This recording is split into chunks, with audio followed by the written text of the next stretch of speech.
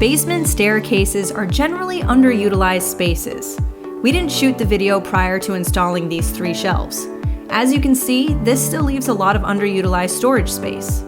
This space is what I call the land of the lost, because whatever gets placed in this area are generally items you don't often use, limiting what you can actually put there. However, we have found a way to fully utilize this space by building a simple rolling cart using 2x4s and 1 sheet of plywood.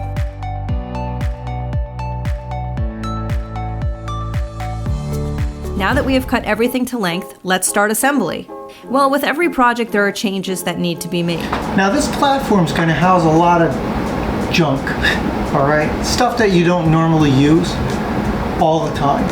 So originally I was going to run more 2x4s down through the middle and build it more like a conventional wall.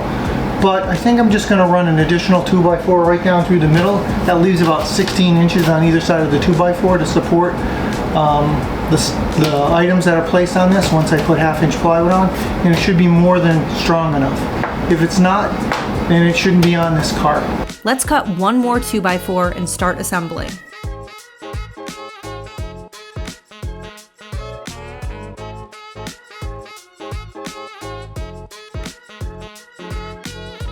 First, let's cut to length. I love battery-operated tools, but the battery always dies at the worst possible moment. One last cut, ripping the width to 36 inches. We're not running a track saw, which we don't have. However, this cut doesn't need to be perfect for this application. As you can see, it's a perfect fit. Let's screw this in place. Now that the top is secure, let's add some wheels. When purchasing wheels, make sure all 4 wheels swivel. This is huge in adding to the mobility of the cart.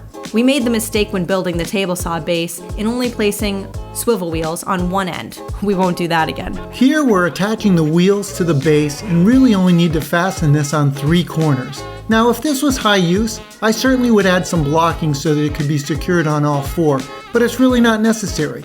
I also realized that the screws I was using were really too small for the holes drilled in the flanges.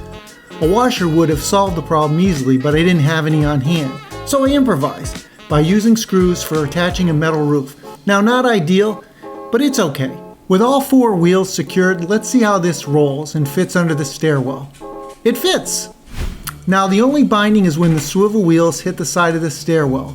Simple fix. I will move them inboard a 1/2 inch and the problem will be solved. So I got the motor off of this and I took the wheels off. Maybe we can use that for another project. But this handle is going to get cut off right here. And as I mentioned before, we're going to use it on our pull cart. Let's cut the handle off. Huge safety tip. Always keep the guard on the cutoff wheel. Luckily my dad wasn't hurt here because he got a nasty gash on his leg from our last project. Now that the handle has been removed, there still is some additional cutting before we can attach it to the base.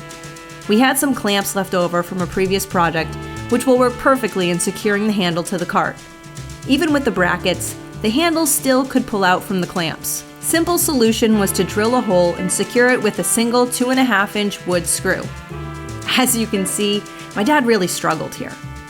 Still too long. I guess we're not done cutting. This is the 3rd cut, which we're okay with. It's easier to remove the excess than cutting things too short. Now this is so much easier to move with the handle, like a good dance partner.